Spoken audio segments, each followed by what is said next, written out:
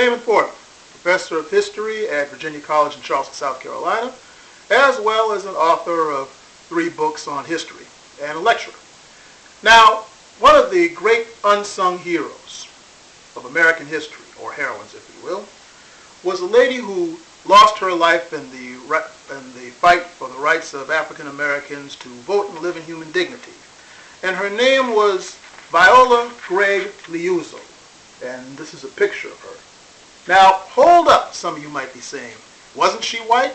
Yes, she was. As a matter of fact, one of the things that American history doesn't talk about is that in much of the early years of the Civil Rights Movement, you had many white people who were with groups such as the Freedom Riders and the Student Nonviolent Coordinating Committee during their early period, who helped African Americans gain their rights to votes as well as obtain civil rights, as well as during the days of slavery you had the abolitionists.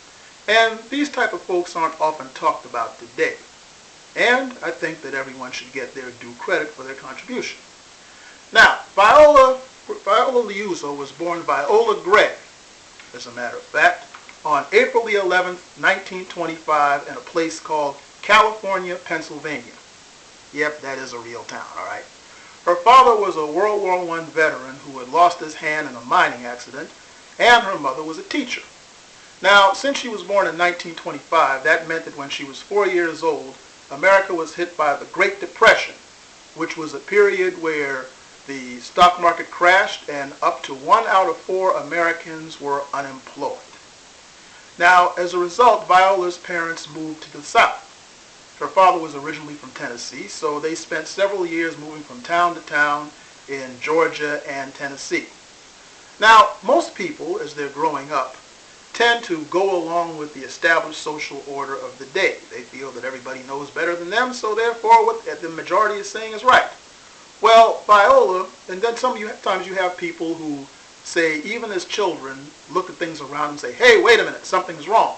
And those people wind up to become the leaders instead of followers. Viola Liuzzo was that type of girl. As a child, she often wondered why, when she went to the movies, she couldn't sit in the balcony with her black friends. And at one point, her mother ran a store, and she noticed that some African Americans were too poor to buy goods, so she would often go into the cash register and slip them some money. Needless to say, her parents didn't appreciate that. Well, after a period of time, her parents then left the South and moved to Michigan. And so after an early marriage, she then moved to Detroit. And while she was in Detroit, she met a lady by the name of Sarah Evans. And this black lady and her became very close friends. In fact, she would soon become the babysitter of her children. And in 1950, Viola married a man by the name of Anthony Jim Liuzzo, who was a member of the Teamsters Union. So, therefore, she had several more children, plus along with the one she had from a previous marriage. What type of person was she?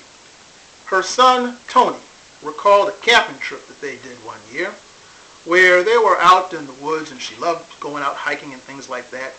And one night, Viola explained to Tony that their bodies are only shells, and that what really mattered about them and everyone else was that what was inside the shell, the spirit. The spirit, she said, is love, and without love, the body is empty. Wow. Well, anyways, she and Sarah at one point had a very interesting friendship. Sarah opened her up to the conditions that black people were facing, and so Viola actually joined the Detroit branch of the NAACP. And at one point, they were in New York City at the United Nations protesting racial discrimination when Sarah wanted to catch a cab back to the hotel.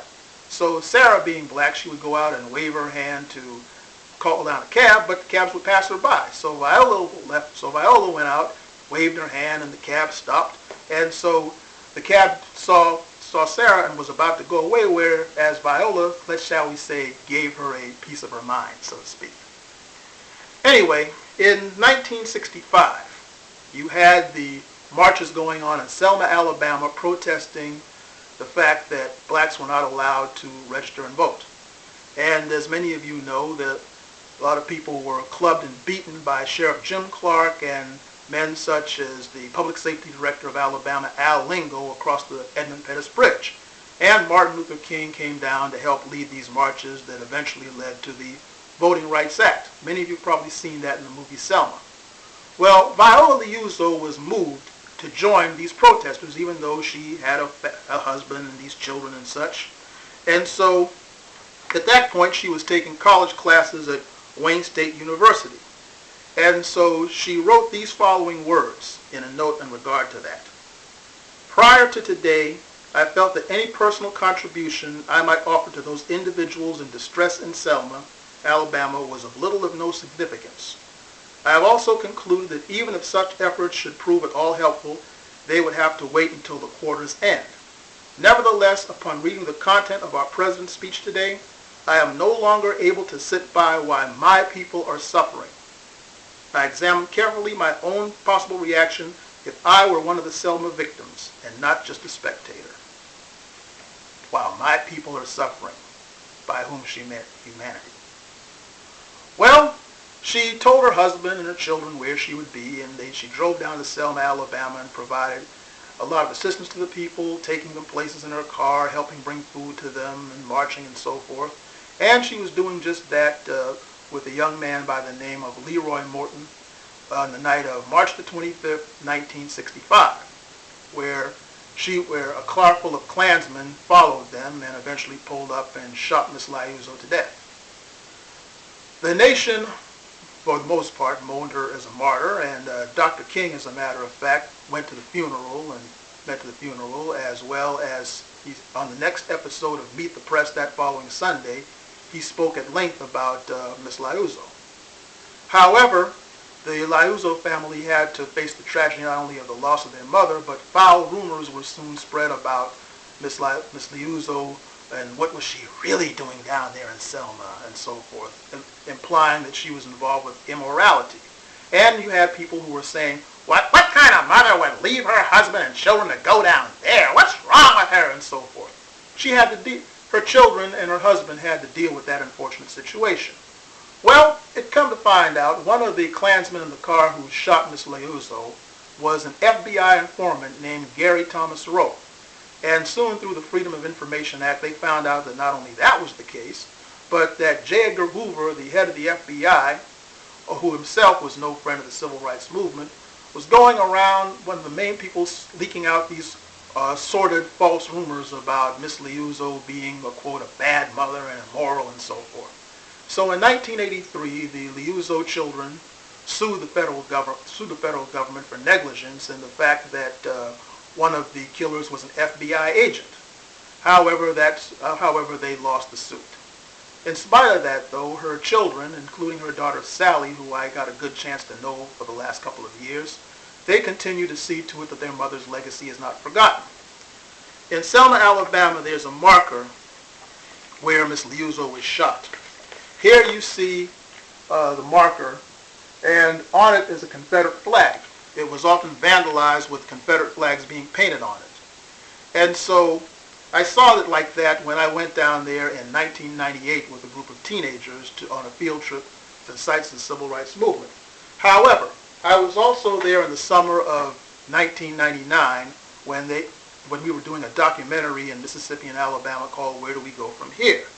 And by the time we went there in 1999, that's me standing next to it, the African Americans of Selma, along with the Southern Christian Leadership Conference, erected a fence around the marker and washed it off so it would be never vandalized again.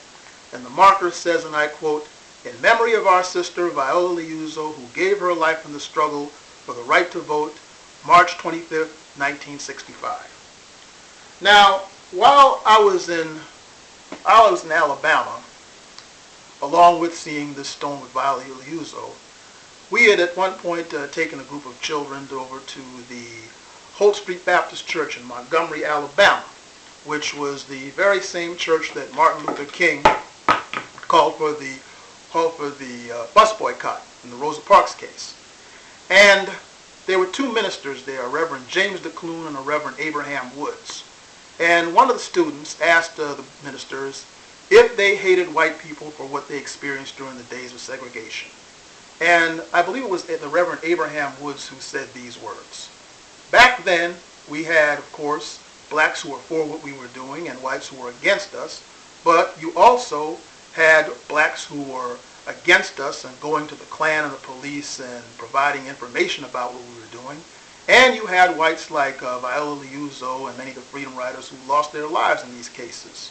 So it's important to understand that ours was not simply a struggle of black versus white. It was also one of good versus evil. If you want to learn more about this, read this fine book, From Selma to Sorrow, The Life and Death of Viola Liuzzo by Mary Stanton. This is Damon Fordham.